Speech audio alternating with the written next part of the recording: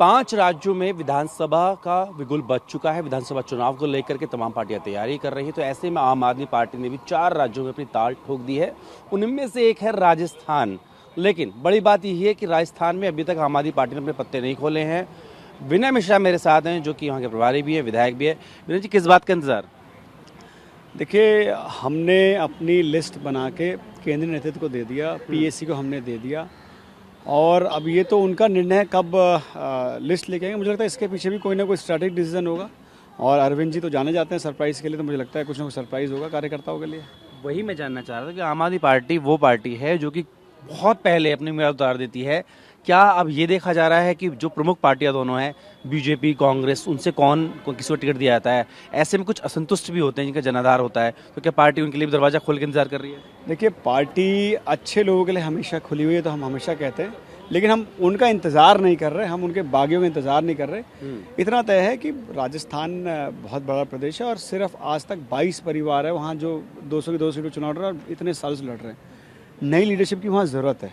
नए लोग आए हैं जो राजस्थान के लिए काम करना चाहते हैं। तो ऐसे नए लोग जो अच्छा काम कर रहे हैं, जो ईमानदार हैं, भ्रष्टाचार का दाग जिन पे नहीं है, जो अपने अपने क्षेत्र में काम कर रहे हैं, तो निश्चित तौर पे ऐसे आएंगे लोग आएंगे तो उनका स्वागत है। जहाँ तक हमारा सवाल है, हमने 1.5 साल से टास्क किए हैं और उन टास्कों में जिन्होंने अच्छा परफॉर्म किया, जिन्होंने ईमानदारी से जो भी हमने कार्य दिया वो ज़मीन तक किया, ऐसे लोगों की लिस्ट बना के हमने केंद्रीय नेतृत्व को भेज दिया। और मुझे लगता है कि अगले 1-2 दिन में लिस्ट आ जानी चाहिए। ये बताइए कि इंतजार हो रहा है, चलो आपने कहा स्ट्रैटेजिक हो सकता है, कोई दिक्कत नहीं है।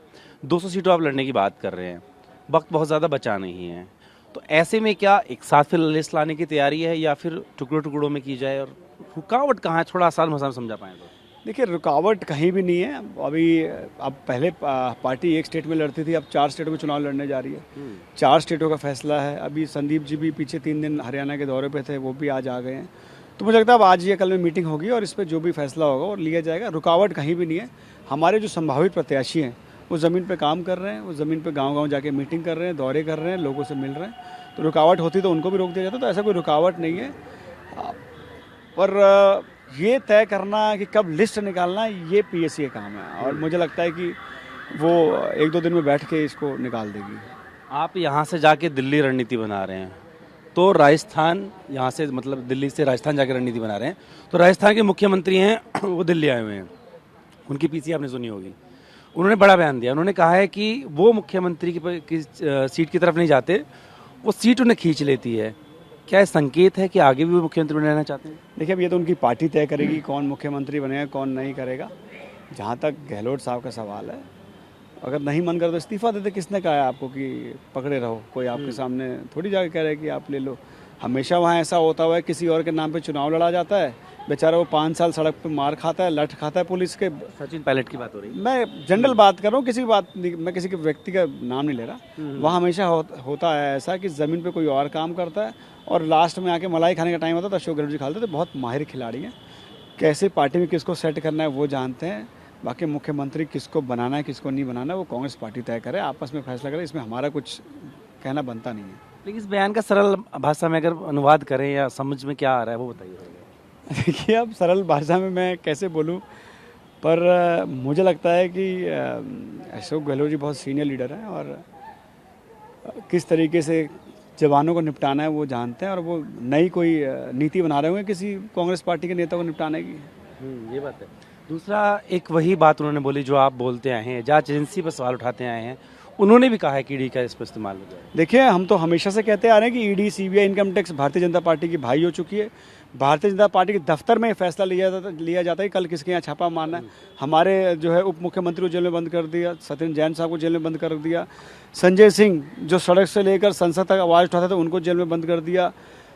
पत्रकारों को पे रेड डाली जा रही है, जो लिखता है उनके खिलाफ रेड डाली जा रही है। जो नेता संसद में बोलता है संसद से सस्पेंड कर देते हैं, घर से निकाल देते हैं। राघव चड्ढा घर से निकालने की कोशिश की।